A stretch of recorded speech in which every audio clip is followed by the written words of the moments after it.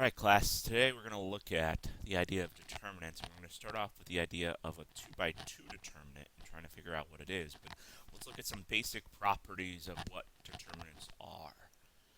So the determinant is a real number. It is not a matrix. So it's a single number that represents an entire matrix.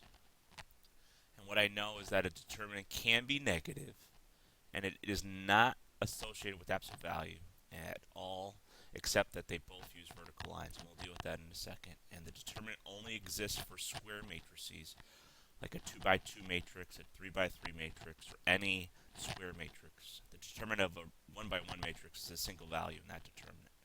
So what I want to do is let's first look at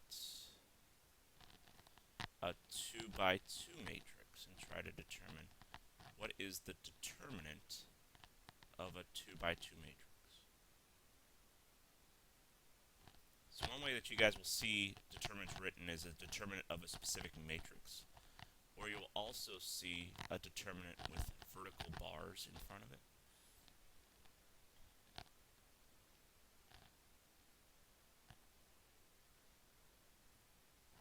So let's say I want to find the determinant of this matrix. I am just going to focus on these two numbers, and I'm going to multiply those values together, and then I'm going to multiply these two values together, and I'm going to subtract them. So let's look at an example. So I want to find the determinant of this. So I know my values are 3, negative, 5, 4, and 8. So I want to find the determinant of this. So I'm going to take these two numbers, 3 and 8, and multiply them together. And I'm going to take negative 5 and 4 and multiply them together. So I get 24, and then I get negative 2.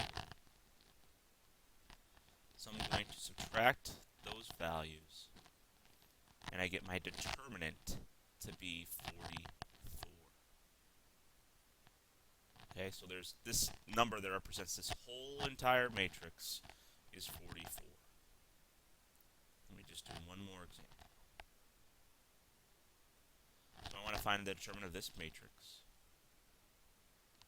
I'm going to put vertical bars, which tell me that I am taking the determinant of this matrix.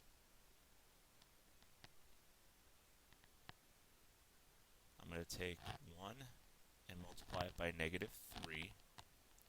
I'm going to take 7 and multiply it by negative 5. So I got negative 3 and negative 35.